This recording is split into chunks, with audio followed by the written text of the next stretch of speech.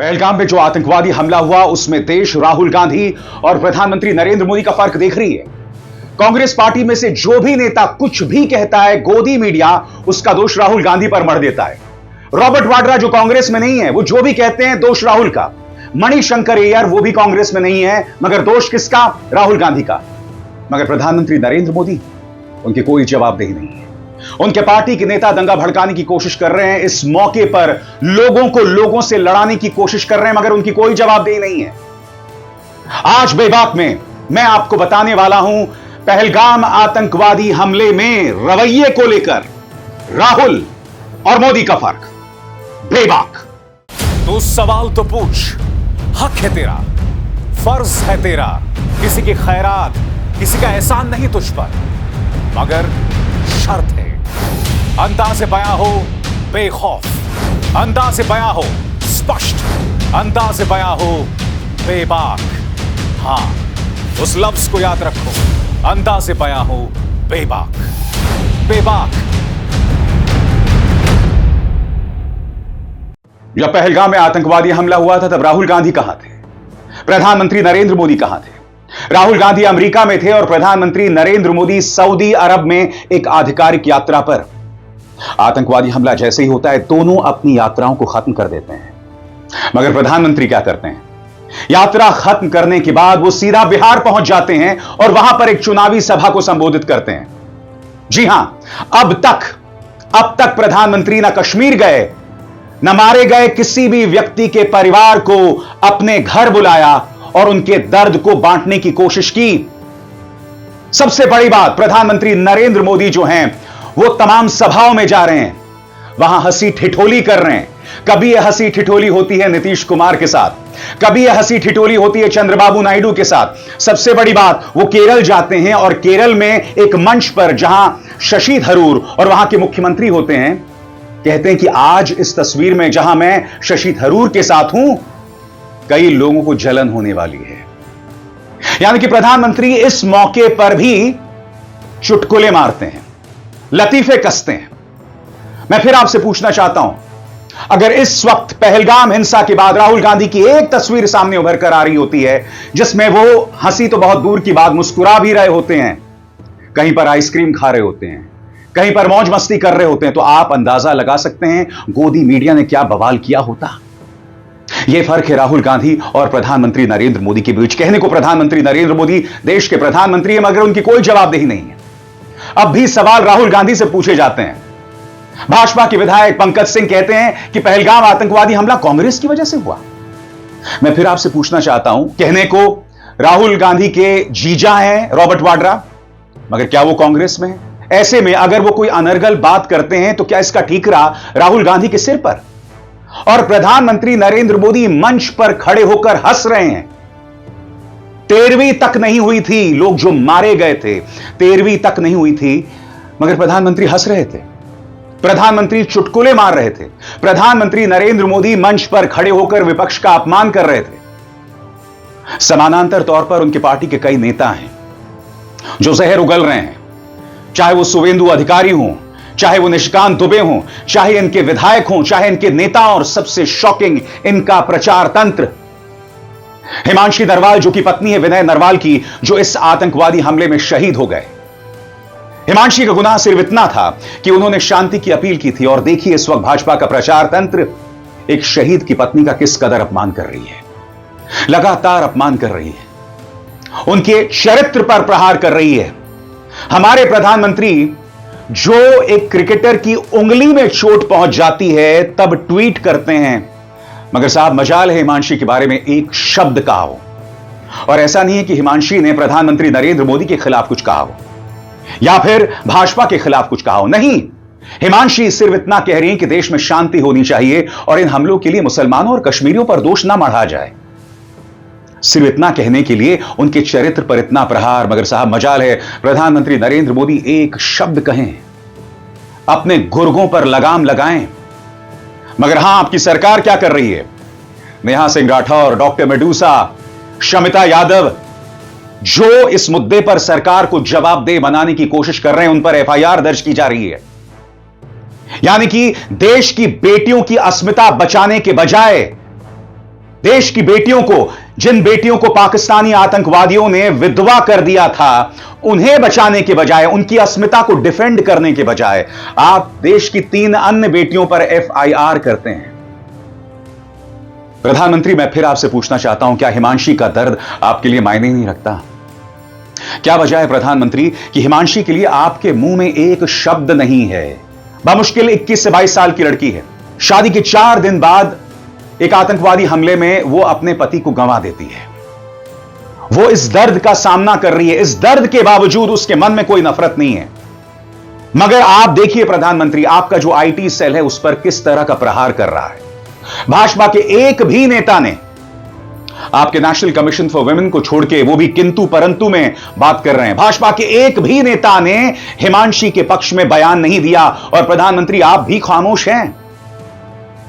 और दूसरी तरफ सारी उम्मीदें राहुल गांधी से हैं, जबकि वो प्रधानमंत्री भी नहीं है। मैं फिर आपसे पूछना चाहता हूं, जब भी महिला सम्मान का मुद्दा आता है तो प्रधानमंत्री नरेंद्र मोदी और राहुल गांधी में इतना फर्क क्यों दिखाई देता है?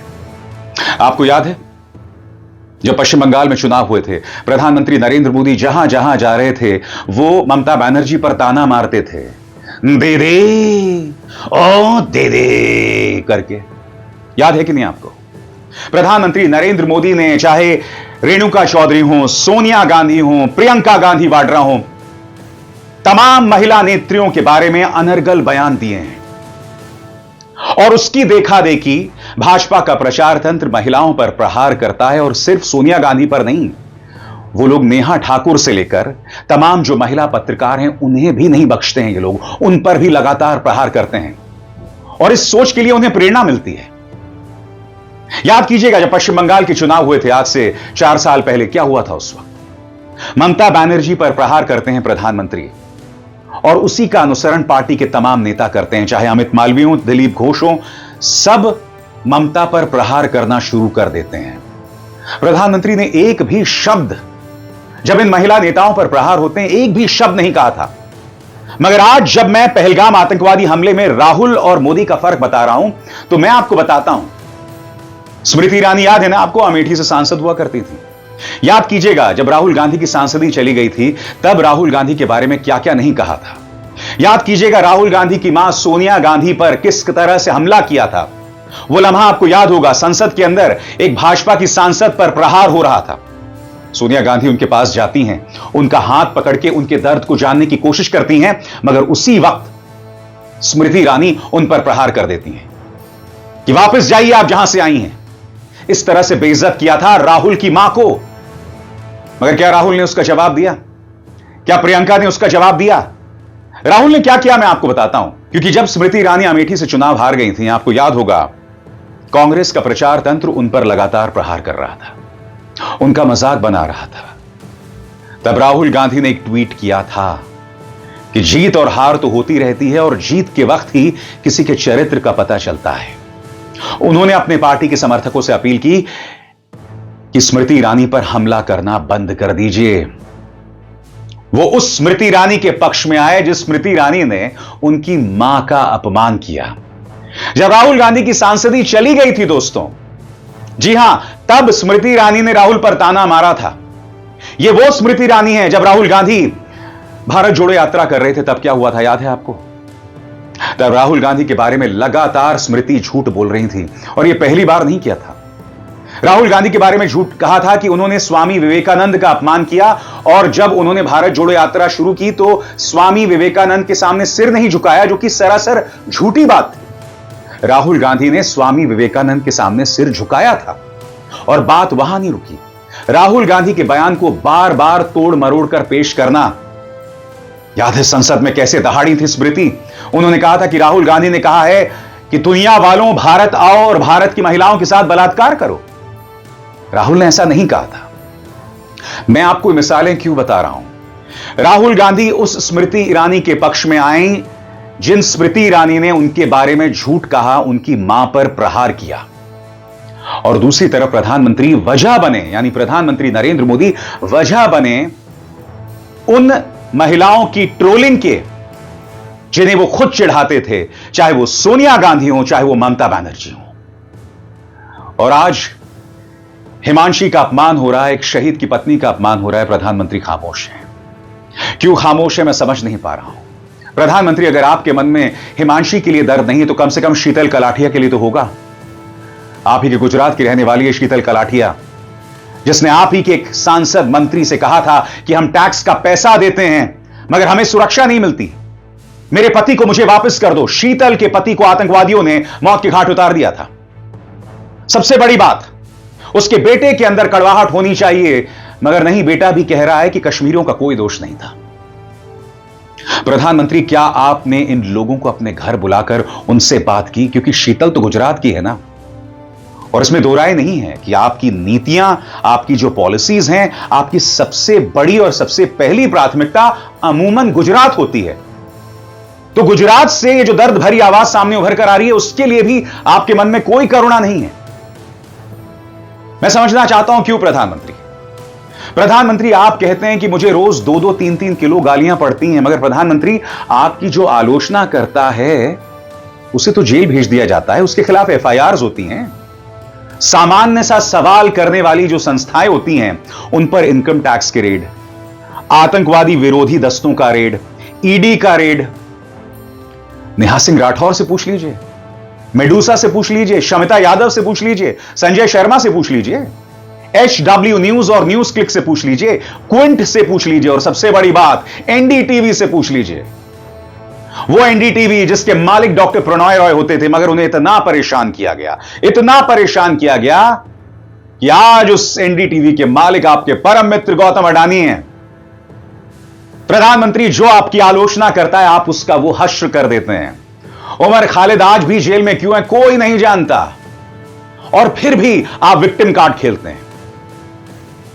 याद कीजिएगा, प्रियंका गांधी वाड्रा ने प्रधानमंत्री नरेंद्र मोदी पर क्या तंज कसा था कि प्रधानमंत्री, आप बात बात पर विक्टिम कार्ड खेलते हैं, मगर मेरे भाई से सीखिए। उस पर एक अरसे से प्रहार हो रहा है। राहुल गांधी के खिलाफ झूठ की जो फैक्ट्री चलती है ना, वो किसी के खिलाफ नहीं है। आलू से सोना, यह झूठ स्वयं प्रधानमंत्री ने कहा था राहुल के बारे में। यह बात एक हकीकत है, क्या प्रधानमंत्री इसे इनकार कर सकते हैं? यह एक तथ्य है, यह एक हकीकत है, और फिर भी प्रधानमंत्री आप कहते हैं कि मुझे 2 से 3 किलो गालियां रोज पड़ती हैं। राहुल गांधी वो हैं जब संसद में जातीय जनगणना का मुद्दा रखते हैं प्रधानमंत्री, तब उनके बारे में आपके एक मंत्री और सांसद कहते हैं कि तुम्हारी तो जात का नहीं पता। कंगना रनावत जो हैं, उनकी फेक फोटोशॉप तस्वीर पेश करके उन्हें बदनाम करने की कोशिश करती हैं। बताइए प्रधानमंत्री, लंबी चौड़ी फहरिस्त, इन पर क्या एक्शन होता है? और यह लगातार होता है और बार बार होता है।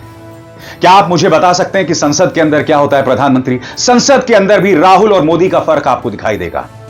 जब राहुल गांधी प्रधानमंत्री नरेंद्र मोदी के परम मित्र गौतम अडानी के बारे में सवाल उठाते हैं, तब क्या होता है? तब उनके बयान को 17 जगह से नोच दिया जाता है। रहस्यमय तरीके से 2 अदालतें उनके खिलाफ फैसला सुना देती हैं और राहुल गांधी की सांसदी चली जाती है। मगर प्रधानमंत्री चुनावों के अंदर कांग्रेस के मैनिफेस्टो के बारे में झूठ पे झूठ पे झूठ पे झूठ पे झूठ पे झूठ बोलते हैं, मगर चुनाव आयोग उन पर कोई एक्शन नहीं करता। और अब भी उनके समर्थक उन्हें दबा कुचला बेचारा मानते हैं और उनके नाम पर विक्टिम कार्ड खेला जाता है। विक्टिम कार्ड सिर्फ स्वयं प्रधानमंत्री नहीं खेलते, उनके समर्थक भी खेलते हैं। उनके समर्थक कमेंट सेक्शन में आकर कहते हैं कि तुम प्रधानमंत्री पर क्यों हमला बोलते हो। प्रधानमंत्री से सवाल इसलिए किया जाएगा क्योंकि वे देश के प्रधानमंत्री हैं, वो जवाबदेह हैं। यही इस देश की रीत रही है कि जो पावर में है उससे सवाल किया जाएगा। प्रधानमंत्री और राहुल गांधी के बीच सबसे बड़ा फर्क है प्रचार तंत्र और मीडिया। बताइए प्रधानमंत्री, मीडिया रोज राहुल गांधी के खिलाफ सुपारी लेकर चलता है।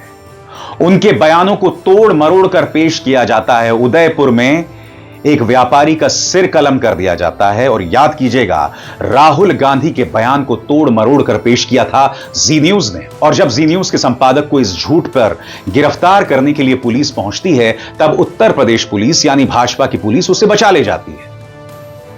यह सब होता है। यह फर्क है जब मीडिया की भी बात करें तो।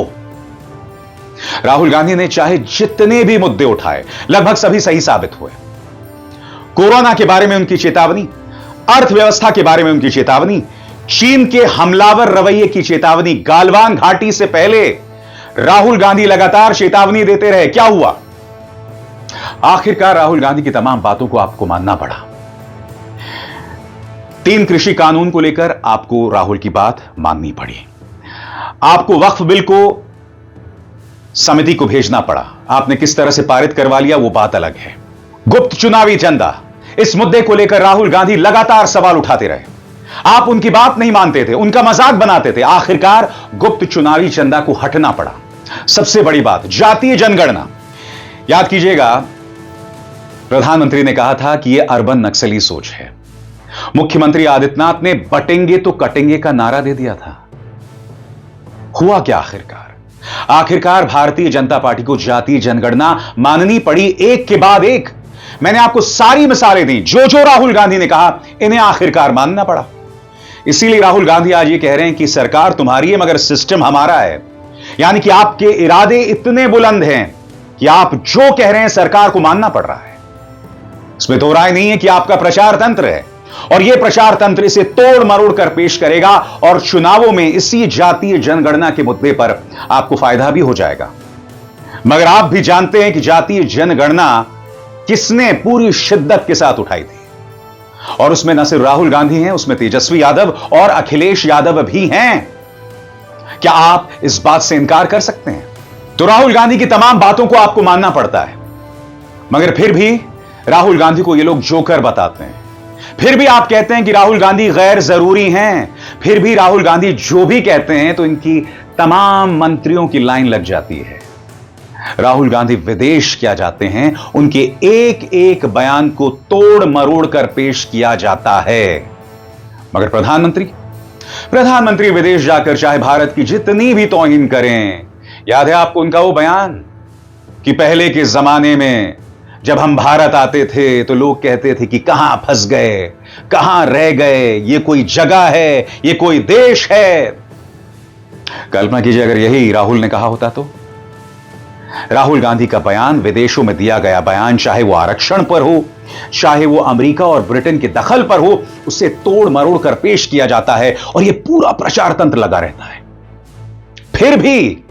फिर भी ये लोग विक्टिम कार्ड खेलते हैं, फिर भी ये लोग रुदाली करते हैं। अरे भाई, बराबरी है कहां? अगर बावजूद इसके वो जो बंदा कह रहा है उसकी बात तुम्हें माननी पड़ रही है, तो उससे पता चल रहा है कि उसका क्या इंपैक्ट है। उससे पता चलता है कि राहुल गांधी फैक्टर कितना जरूरी है। और हकीकत यह है कि इस फैक्टर का जवाब तुम्हारे पास कोई है नहीं। तुम सिर्फ अश्लील तरीकों से और उन पर प्रहार कर सकते हो।